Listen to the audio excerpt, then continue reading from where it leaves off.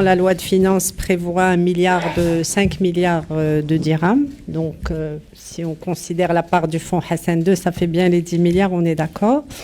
Donc, le portefeuille qui est privatisable, soit par, on va dire, une introduction en bourse ou une cession, on va dire, à des institutionnels privés ou internationaux sont connus.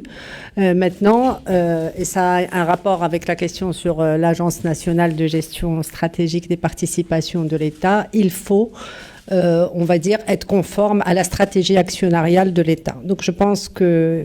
Donc, je reviens à votre question, je la botte pas en touche. Donc, aujourd'hui, l'agence, effectivement, on a eu une nomination en juillet dernier.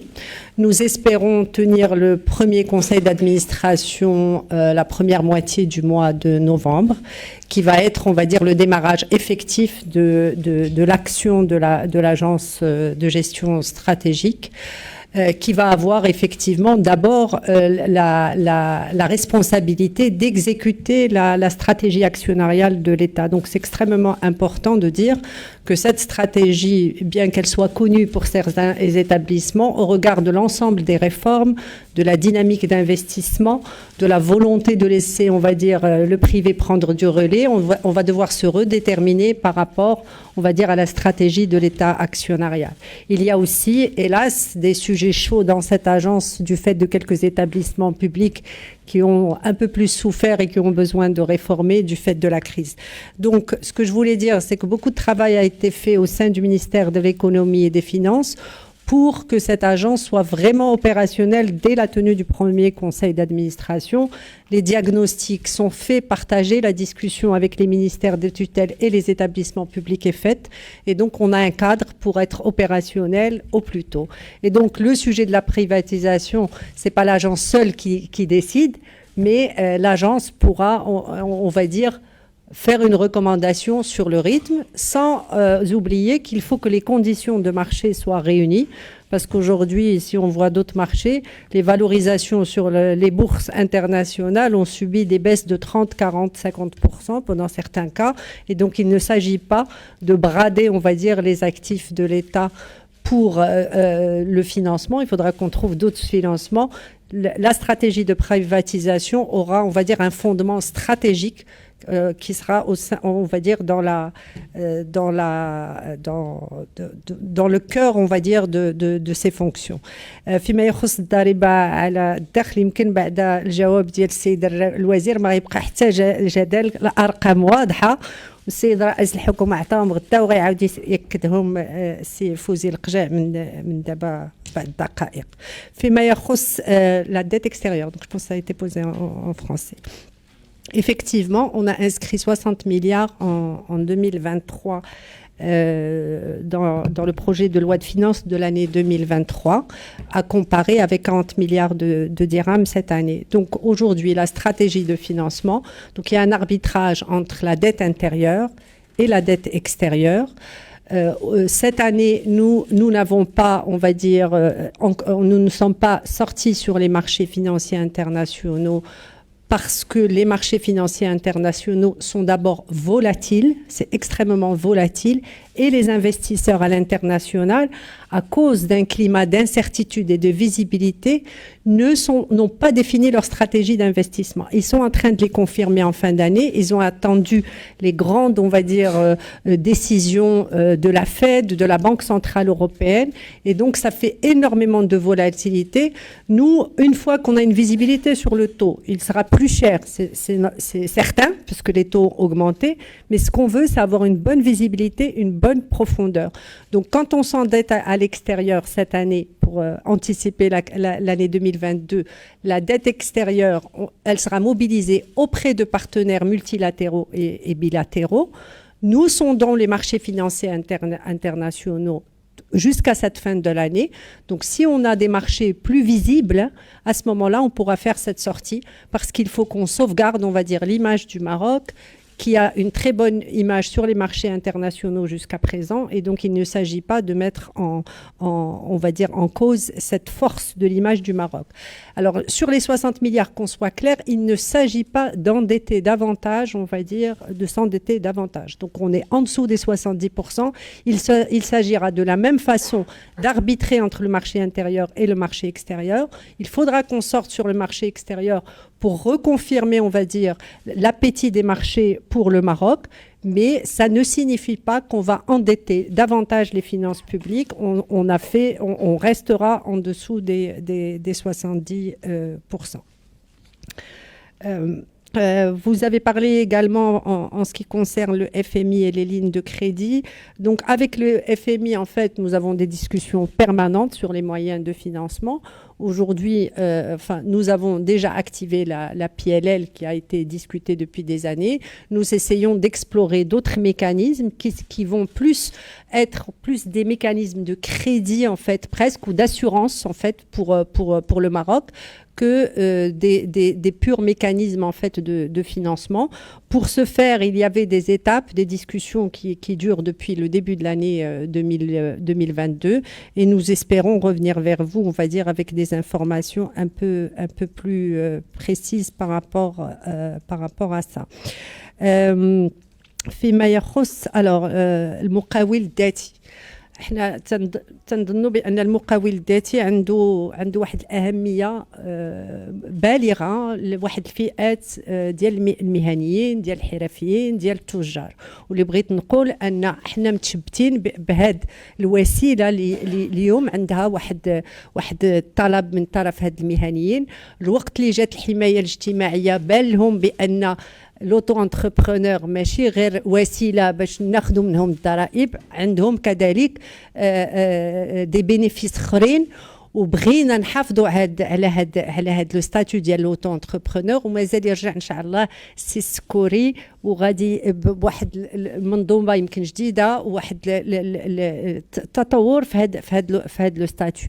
ولكن اليوم شنو واقع بان كاين بعض الممارسات اللي جعلات الناس كيستافدوا من هذا لو ستاتيو ديال المقاول الذاتي باش يخرجوا من السالاريا ويمشيو لهاد لوتو انتربرونور اللي خاصنا نشوفوا في هاد ما كاين حتى زياده في الضرائب، غير باش نكونوا واضحين ما كايناش زياده في الضرائب، ولكن بغينا نحميو هذيك الشغيله اللي يمكن في واحد الوقت اللي كانت الازمه الشركات ولجوا لهذه الوسيله باش يخرجوا الشغيله من عندهم ويمشيوا لهذه الوسيله. وهنا اش غادي غنخلقوا واحد الهشاشه اللي كانوا الناس شنو بغينا الشركات واصحاب المقاولات يحافظوا على هذه الشغيله، يعطيوهم الحقوق ديالهم وما يلجؤوش لهذه الوسيله باش يستعملوها باش تخفيض من الضرائب او من لي كوتيزاسيون سوسيال.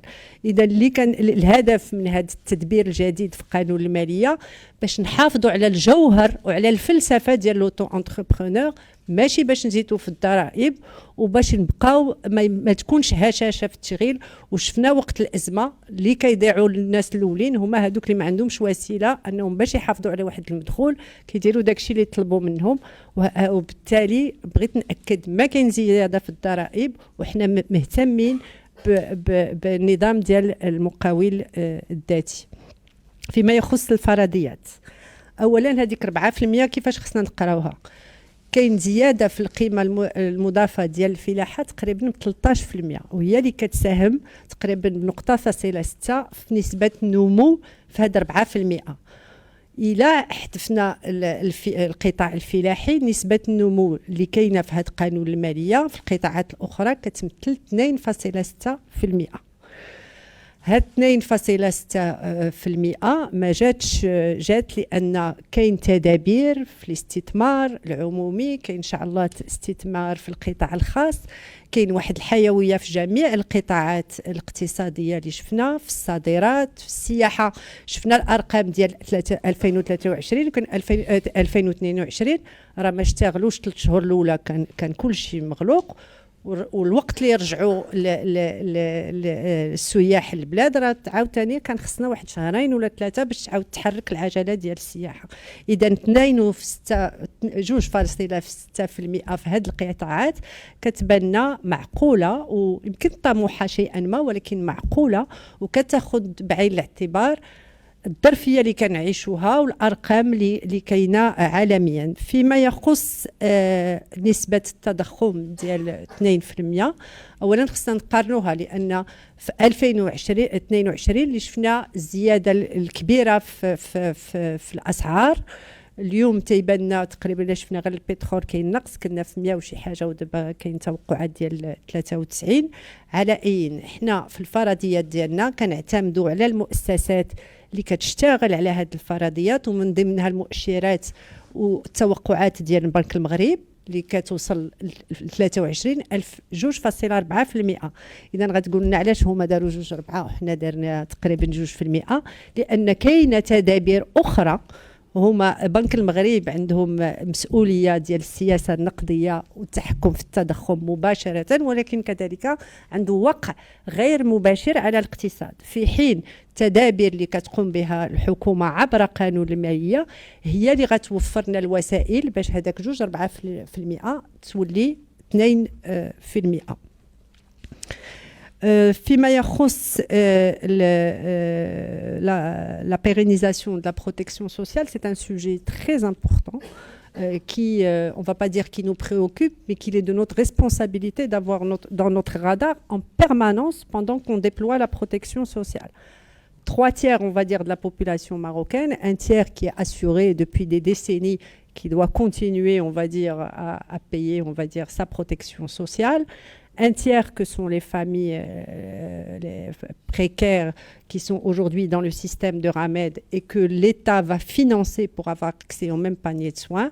Et 1/3 qui sont les autres forces vives du pays, les professions libérales, les artisans, les commerçants, qui vont contribuer, qui sont rentrés aujourd'hui dans le système. On finit d'ici fin de l'année 2022. Donc, sur cette population, il faut qu'on facilite les moyens de recouvrement, bien sûr, de leurs cotisations, c'est important.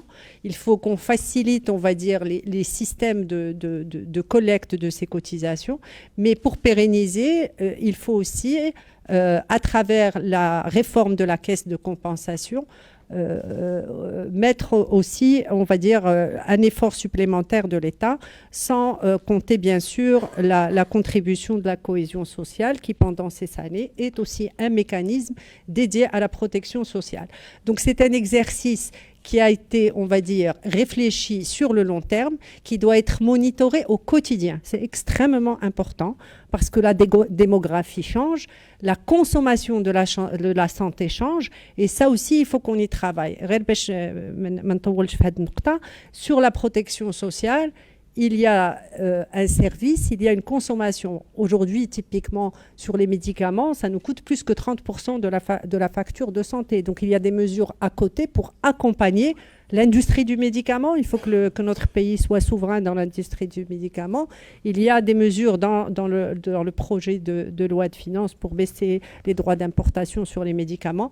Donc, c'est un sujet qui va nous occuper tout au long, on va dire, de la vie de la protection sociale et sur lesquels on va continuer à vous informer et travailler.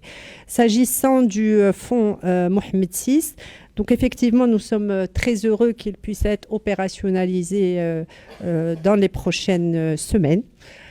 Alors par rapport aux 30 milliards, donc ce que nous avons fait, c'est que nous avons discuté avec l'ensemble des institutionnels marocains pour leur exposer, on va dire, la vision, la structuration du fonds et pour recueillir, on va dire, leurs attentes par rapport au fonctionnement. Beaucoup de questions sur la gouvernance du fonds, parce que chaque investisseur veut contribuer au déploiement de la stratégie du fonds pour l'économie marocaine, mais veut aussi des garanties sur une bonne gouvernance du fonds dans les choix des investissements, dans l'exécution des investissements. Nous avons pour le moment pas consulter les investisseurs privés internationaux, mais davantage les institutionnels internationaux. Pourquoi? Parce que ce sont nos partenaires qui connaissent le mieux le tissu de l'économie, qui connaissent le mieux notre réforme et qui nous ont assuré à chaque fois que le Maroc en avait besoin de leur appui. Ces institutionnels, ce qu'on doit savoir, c'est qu'ils investissent déjà via d'autres fonds d'investissement au Maroc, mais à des échelles moindres. Donc ils connaissent cette industrie, ils connaissent, on va dire, la rigueur et la discipline des équipes de gestion et ils nous ont assuré que ce projet les intéressait, toujours avec les mêmes, on va dire, garanties qu'on doit donner sur la vision claire, la stratégie d'investissement et sur la bonne gouvernance du fonds, extrêmement important pour qu'il fasse part de la décision. Bien sûr, cela pose la question non seulement de Itmar, mais également comment on travaille avec les autres instruments très forts de notre pays, que sont le Fonds Hassan II et la CDG. Bon, le Fonds Hassan II et la CDG ont une mission qui se chevauche moins, mais pour autant, je pense qu'il y a des synergies à aller chercher. Sur Itmar, je pense que ça nécessite beaucoup plus de clarté pour qu'on ne se marche pas sur les pieds. Je pense qu'on va laisser le directeur général du fonds préciser avec les gens d'Itmar une clarification des missions et revenir vers vous pour vous expliquer tout ça. ما تنسوش تابوناو في لاشين يوتيوب وتفعلوا الجرس باش يوصلكم الجديد. ايام 24 عيونكم التي لا تنام.